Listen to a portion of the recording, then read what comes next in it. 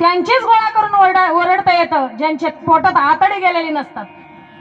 काय ज्याला कळालं त्यालाच कळालं. ती गोड प्रमाण दिलं महाराजांनी.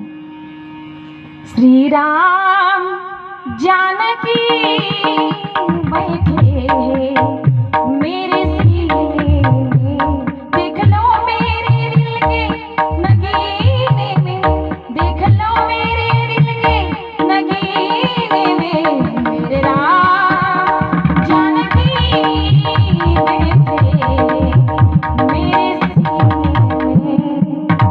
एवढं म्हणून हनुमंतराय थांबत नाही मायबाप. मुझको कीर्ति ना वैभव ना यश चाहिए, मुझको तो राम नाम का रस चाहिए. सुख मिले ऐसे सच्चा आनंद है जिंदगी जीने में, मेरे राम जानकी बैठे मेरे सीने में.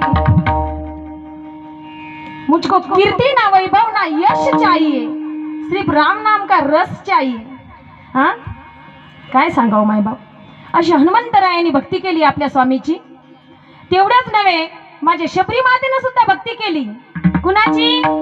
श्री रामचंद्र प्रभूंची. परंतु आपल्या गुरुवरती आपल्या गुरूंच्या वाक्यावरती विश्वास ठेवून माझ्या शबरी मातेनं भगवंताची भक्ती केलेली आहे.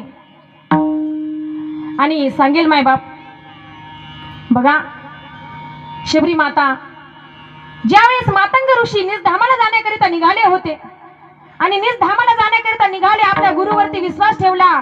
आपले गुरु म्हणाले, मातंग ऋषी शबरी, अगं रोज सडा रांगोळी करून ठेवत जा. एक दिवस तुला श्री रामचंद्र प्रभू भेटायला येणार आहे.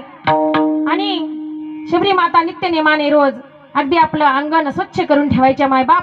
आणि भगवंताला रोज बोर आणून ठेवायच्या. काय सांगावं त्या बोराची गोडी. माझ्या प्रभूना उष्टे बोर खावा. उष्टे बोर खाल्ले माझ्या प्रभूनं, श्री रामचंद्र प्रभूनं. आणि जगाच्या मालकानं उष्टे बोर खाल्ले मायबाप. आपण आपल्या नवऱ्याचं उष्ट ताटातलं खात नाही.